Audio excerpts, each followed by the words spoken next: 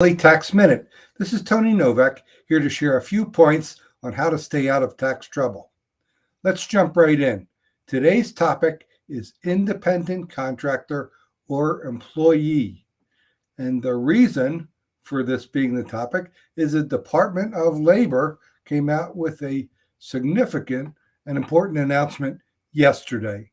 It was something that we anticipated for a long time. Did not know it was going to come out this week until Monday, I guess, and now it is actually final regulation issued by the Department of Labor that is significant and does affect a significant number of my small business clients.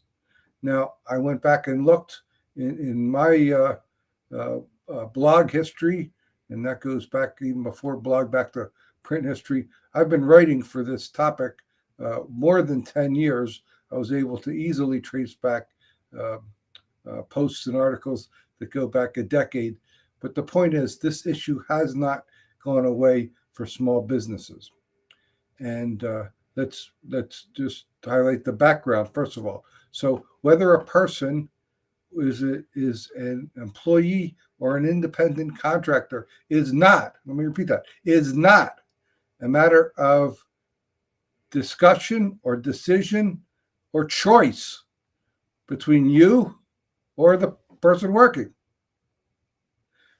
The determination is based on facts, and the facts are the facts. Obviously, we can set up the work situation, we control our work environment, but we ultimately do not control the facts as we look back on a case and actually say, was in fact this person an independent contractor or employee? It depends on what happened. It's not always a matter of planning, is what I'm saying. So that's the first point. Second is, who has stake in this? Obviously, small businesses have stake in this, both small businesses and big businesses. If a worker is classified as an employee, they incur additional costs. The government's position is if the worker gets additional benefits, and that's more important to them, and not to mention as a self-serving thing for the government, is that then the income is automatically reported and presumably wage taxes are collected. Not the case with independent contractors. Gig workers have a significant tax problem.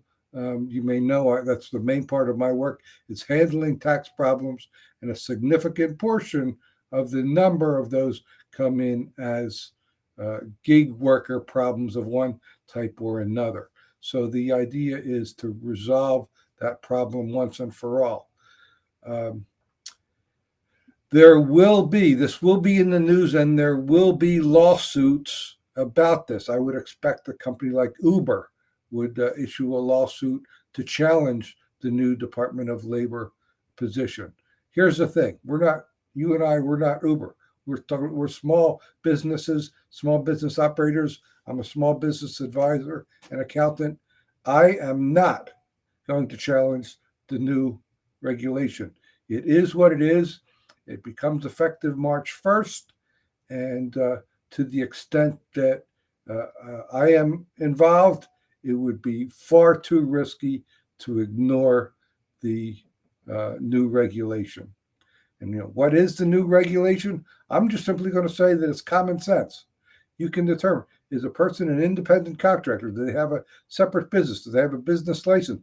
Do they have their own tools? Do they make their own hours? Do they work for multiple companies? Do they advertise? Do they have business cards? And if not, there's a good chance in my case, they're actually employees where the employer would prefer to call them an independent contractor, and that's where the tension arises. All right, that's all I have today. That's plenty for today. I would welcome any feedback, comments, suggestions. I imagine this issue may trigger some questions. It's already triggered questions for me and my practice, and I'm sure we'll be discussing it again. So I'll be back tomorrow with another Tax Minute.